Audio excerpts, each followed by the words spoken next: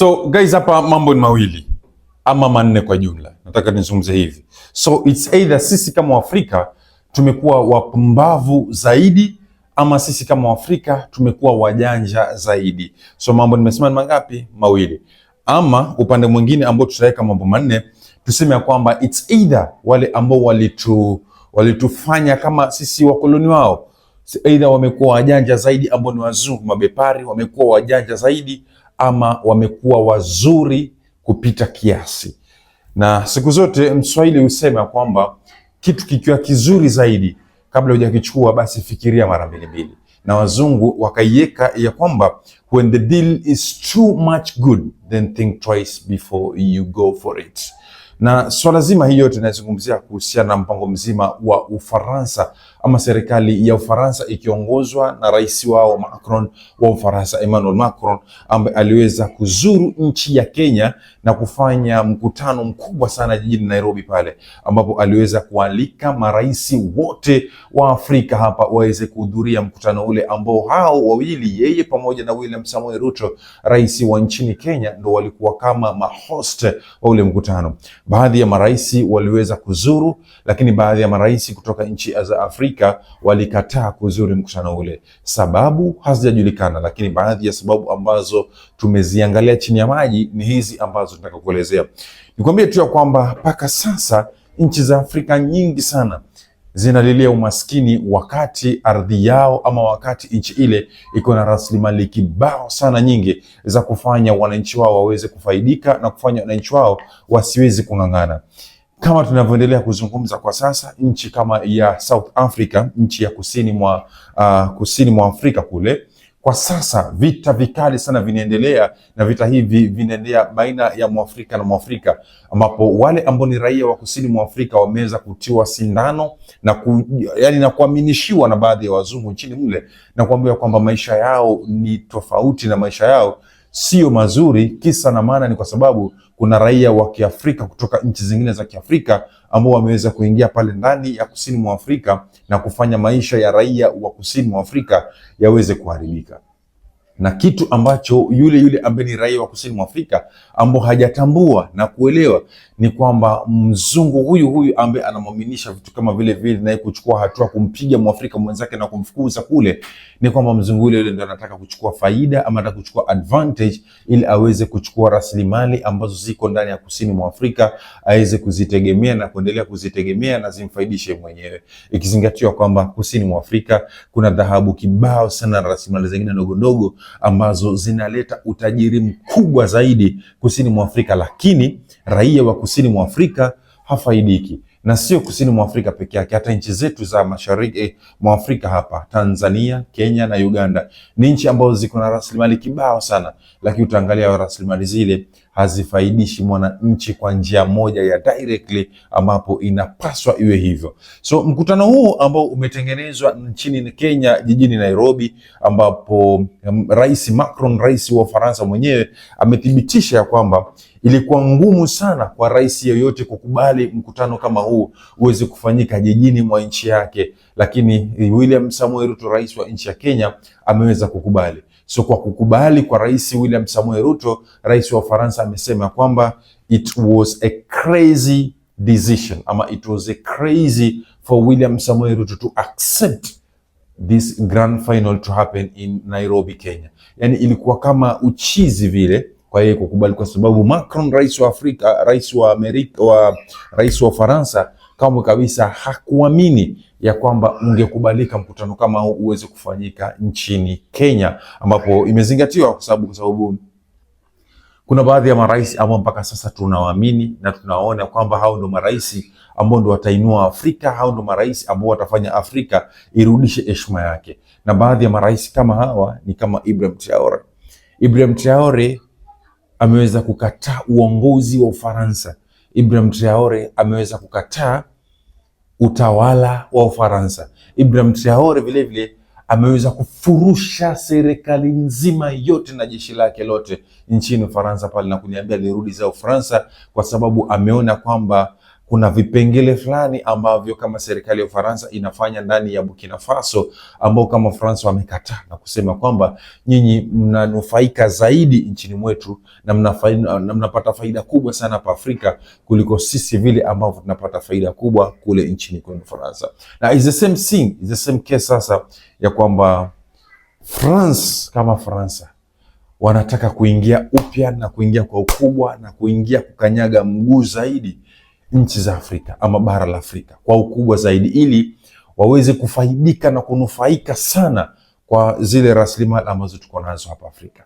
Lakini sisi kama Afrika tunaanza kujiuliza ni vipi ambavyo tutanufaika kutokana na nchi yao ya Ufaransa. How are we going to benefit? Ama benefit ambayo tunaitarajia ni ndugu zetu hapa nchini Afrika waweze kusafiri Ufaransa kule, waende wakapewe uraia wa Ufaransa, waanze kutafutia sifa Ufaransa, kwa sababu tuzungumze tu kweli, raia kutoka nchi za Kiafrika, Nigeria, Ghana, Cameroon, name them, those countries from Africa, ndio watu baadhi ambao wameweza kuenda kule na kufanya vitu ambavyo vimefanya nchi ya Ufaransa kupata sifa kubwa sana duniani. Talk about football, kina Mbappe, talk about all those players, Pogba, talk about them, the big names, Kante, ambao wako pale Ufaransa. Wamefanya Ufaransa wamechukua kombe la dunia. Kombe la dunia sasa hili linazungumziwa kwa ukubwa sana dunia nzima. Na kombe la dunia hili, wachezaji ambao walicheza mpaka wakalikuachua ile kombe la dunia ni wachezaji kutoka Afrika. Ukiangalia wachezaji kidogo, na wachezaji wangapi? 3 peke yake ambao walikuwa kutoka Afrika, ambao sio wazaliwa wa Afrika. Lakini wachezaji wote ambao walikuwa pale, wachezaji, these are players from Africa. Ndio kangangana mpaka wakachukua ile kombe la dunia. Na kombe la dunia kwa sasa linafahamika kwamba lilichukuliwa na nchi ya Ufaransa. Na nchi ya Ufaransa hiyo, wachezaji ambao walichezea Ufaransa ni wachezaji ambao 99.9% wametoka Afrika. Sasa wamerudi tena baada ya kwamba kuna baadhi ya nchi ambazo ziko West of Africa kule wamewakataa Wafaransa, wakisema kwamba kuna vigezo 5 hapa ambavyo nchi za ndugu zetu kule kama kina Ibrahim Traore wameweza kuvitoa na kusema kwamba hivi ndivyo vigezo ambavyo sisi vimetufanya mpaka tukamkataa Mfaransa. Lakini cha maajabu, nchini Kenya Mfaransa ameweza kukaribishwa kwa ukubwa na kwa ukubwa zaidi, na kuweza kufanya mkutano mkubwa zaidi ambao ameunganisha marais wa Afrika karibu wote, ama 80% ya marais wa Afrika waliweza kuhudhuria huu mkutano. Sasa ni kama yeye amekuja kutupanga. So it's Africa versus France. So France amekuja aunganishe Afrika kwa ujumla. Ati leo nchi ya France imejifanya ni wazuri, ama rais wa Faransa amejifanya ni mzuri sana, amejifanya na mapenzi makubwa sana ya Afrika. Ati mpaka leo anastahili kupigiwa makofi na kuitwa brother Macron. Okay. Vipengele 5 ambavyo ameweza kuvitoa Ibrahim Traore hapa kulingana na nchi ya Faransa. Ameweza kuzungumzia na masuala mazima ya kushindwa kwa usalama baada ya kwamba nchi ya Ufaransa ilikuwa imeshikilia usalama nchini Burkina Faso na kusema kwamba watahakikisha kwamba usalama uko imara. Walishindwa. Na hivyo basi Ibrahim Traore akaamua kusema kwamba nyitokeni wa Faransa na jeshi lenu la ulinzi, sisi tutajilinda wenyewe hapa.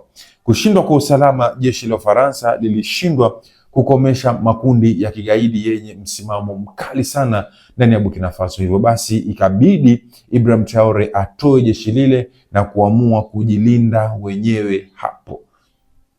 That is one second, kutafuta uhuru kamili.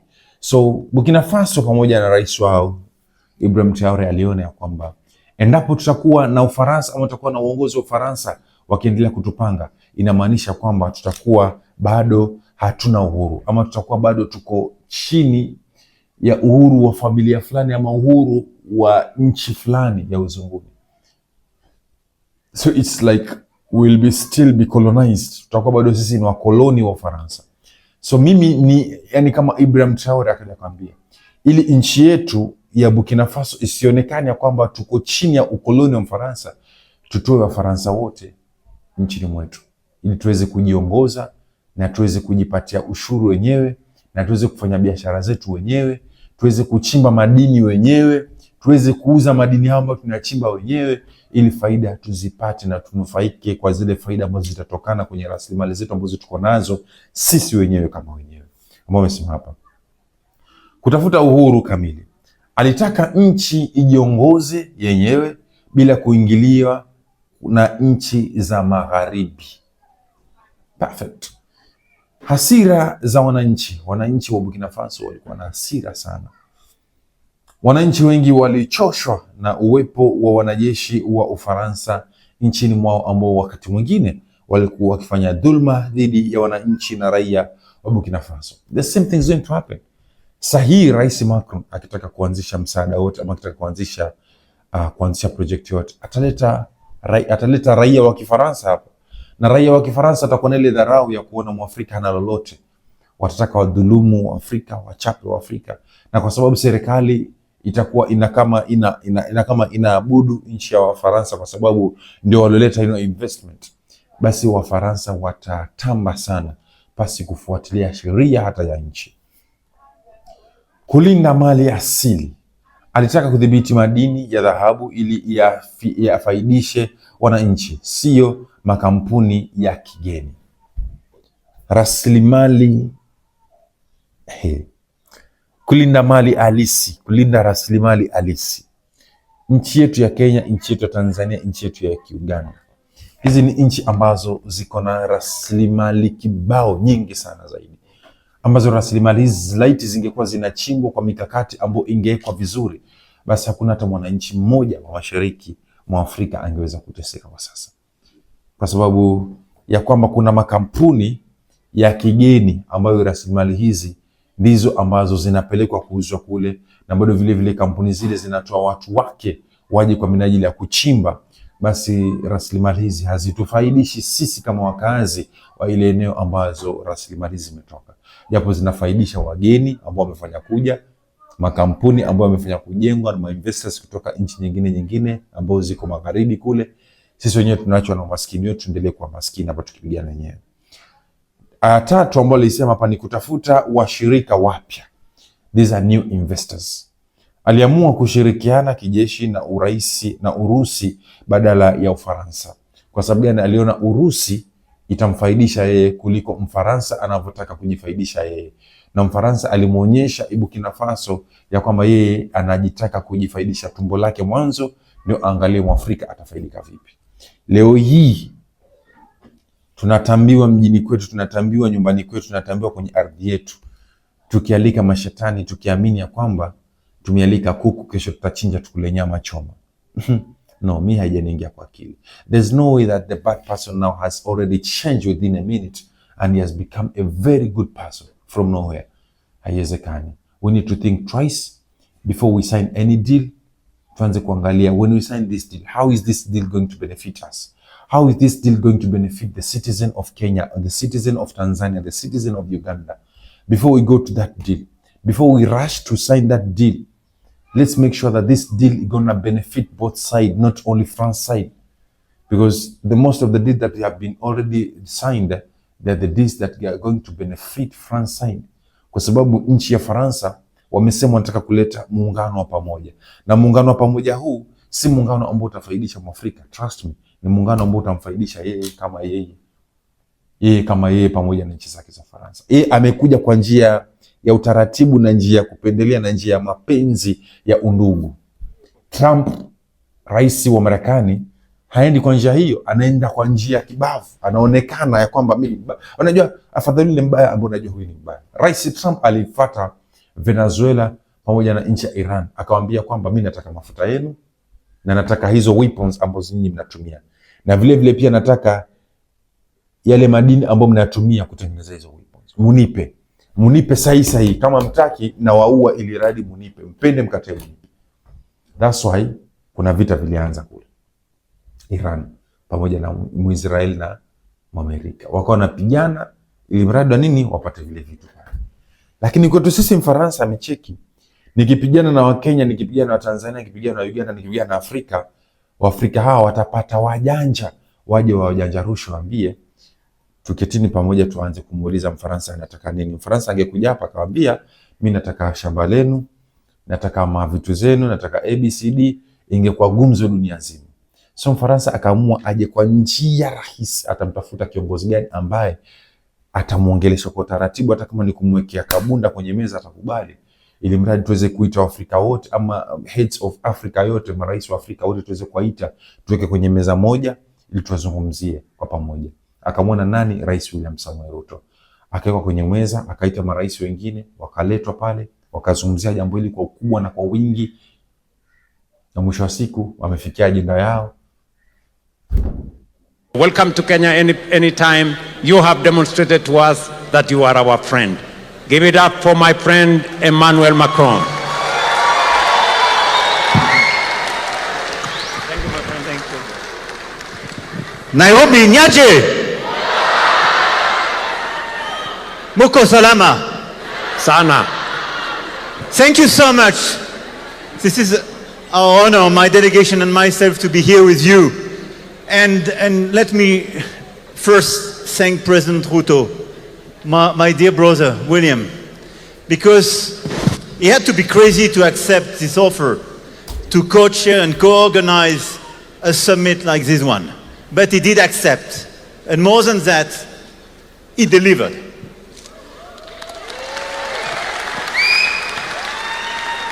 And I want to thank, President of Kenya, his government, the teams, all the organization, and his government, the teams, all the organization, and the French teams, because together you clearly built something unique. And this Africa Forward Summit, and I want to thank all the teams and the partners, everybody here, because what you delivered is a very premiere.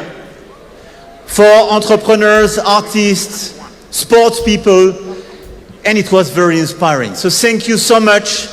Nobody will forget, and Africa Forward is the beginning of a new era, no doubt. Do you have any questions? And I want to thank all of you. I want really to thank Kenyan people for your hospitality. And this is something very special, because we have the feeling to be part of your people. We have the feeling that this is our place as well. Thank you. And happily tomorrow we will have to leave. Perhaps this is a good news for you. But I want to tell you that we will bring something of the Kenyan spirit with us. Unforgettable. And now I want to thank all the artists that you will love and applause and that we will listen to. And I want to thank Trace and all the partners who made this evening and this grand finale possible. Thank you very much. This is Africa. This is France and Africa together. This is a story of friendship, common inspiration and love. So thank you very much. Have a good evening. Africa Forward. Thank you, President Ruto. Thank you very much, my friend. Thank you very much. Asanteni sana. Enjoy.